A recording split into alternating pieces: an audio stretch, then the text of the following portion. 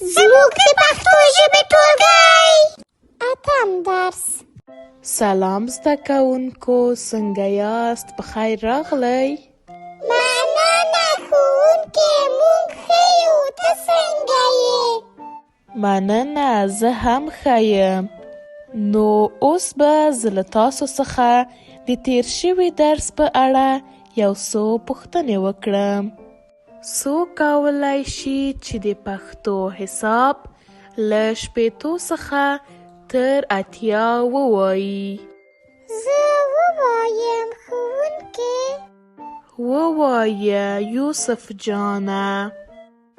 شپېته، یو شپېته، دوه شپېته، درې شپېته، څلور شپېته، پنځه شپېته، شپږ شپېته، اووه شپېته، اته شپېته، نهه شپېته، اویا، یو اویا، دوه اویا، درې اویا، څلور اویا، پنځه اویا، شپږ اویا، اووه اویا، اته اویا، نهه اویا، اتیا.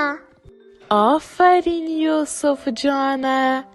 کوم بل څوک هم شته چې د پښتو حساب له شپېتو څخه تر 80 پورې ووایي؟ زه ووایم ښوونکې. ووایه مصطفی جانه.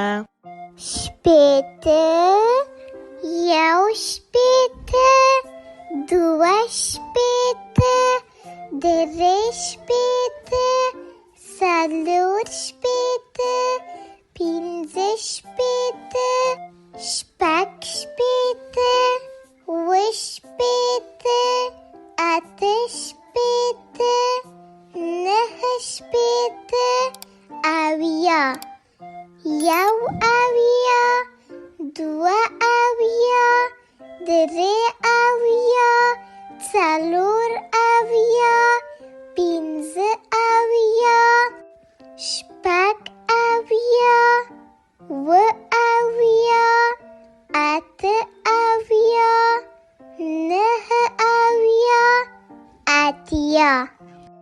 آفرین مصطفی جانه. نو اوس به خپل اتم درس ته راشو. زموږ اتم درس د پښتو حساب له 80 څخه تر 100 پورې دی. 80، اتیا، یو 80، یو اتیا، دوه 80، دوه اتیا، درې 80، درې اتیا، څلور 80، څلور اتیا، پنځه 80، پنځه اتیا، شپږ 80، شپږ اتیا، اووه 80، اووه اتیا، اته 80، اته اتیا، نهه 80، نهه اتیا، 90، نوي،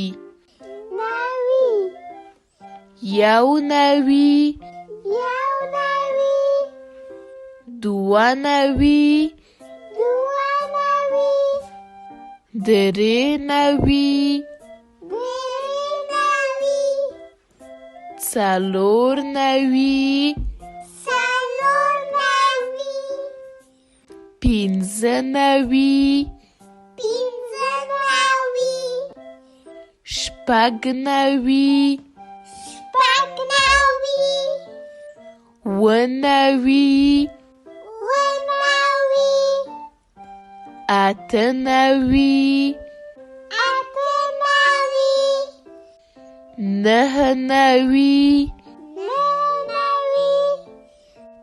سل. ګرانو زده کوونکو، دا و زموږ اتم درس. سبا ته ښوونځي ته راشئ تر څو نهم درس ولولو. ښه ورځ ولرئ. د خدای په امان. خدای